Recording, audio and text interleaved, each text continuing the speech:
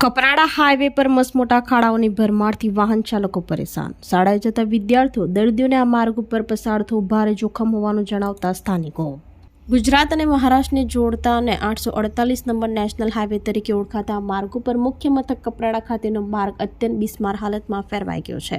મસમોટા ગણી ન શકાય તેવા ખાડાઓને લઈ આ માર્ગનો ઉપયોગ કરતા હજારો વાહન ચાલકો, નોકરિયાતો, વેપારીઓ અને સ્થાનિક નાગરિકો ભારે હાલાકીનો સામનો કરી રહ્યા છે। આ માર્ગ ઉપર 2 મોટી હાઈસ્કૂલ, પ્રાથમિક શાળા અને બીઆરસી ભવન, મામલતદાર કચેરી, તાલુકા પંચાયત કચેરી અને પોલીસ મથક, સામૂહિક આરોગ્ય કેન્દ્ર પણ આવેલા છે। દરરોજ હજારો વિદ્યાર્થીઓ શાળાએ જવા માટે આ ખગડધજ માર્ગનો ઉપયોગ કરે છે, જેથી તેમની સુરક્ષા સામે પણ ભય ઊભો થયો છે। તાલુકાના આગેવાનો કિરણભાઈ, ધીરુભાઈ ઠાકરે સહિતનાએ જણાવ્યું હતું કે તાલુકા મથક વિસ્તારમાંથી પસાર થતો નેશનલ હાઈવે બિસ્માર હોઈ વાહન ચાલકો સાથે 108માં જતા દર્દીઓ અને શાળાના વિદ્યાર્થીઓની સુરક્ષા સામે જોખમ ઊભું થઈ રહ્યું છે। તાત્કાલિક આ માર્ગનું સમારકામ તંત્ર દ્વારા કરવામાં આવે તેવી માંગ કરી હતી।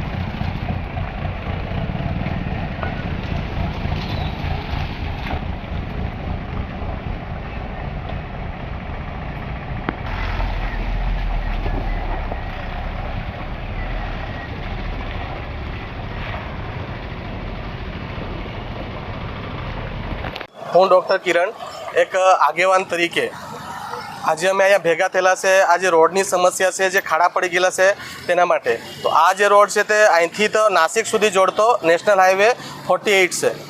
તો આ જે હાઈવે છે એમાં દર વખતે આવા ને એવા ખાડા પડે છે। એની સાથે સાથે ચલાય નહીં, કોઈ વાહન બીજી જગ્યાએ ટ્રાન્સફર નહીં થાય એટલા મોટા ખાડા પડે છે। નાના જે ખાડાઓ છે એ લોકો માટે તો ઘણી દુવિધા ઊભી થાય છે। નાના બાળકો ત્યાં રસ્તાની બાજુમાંથી ચાલતા જતા હોય છે, કોઈ મોટું વાહન આવ્યું ને ત્યાંથી પસાર થયું તો પાણી ઉડીને પેલા પર આવે છે, બાળક પર આવે છે, એને સ્કૂલમાં જવામાં પ્રોબ્લેમ થાય છે। કોઈ દર્દીઓને 108માં લાવવું હોય તો એ લોકોને પ્રોબ્લેમ થાય છે।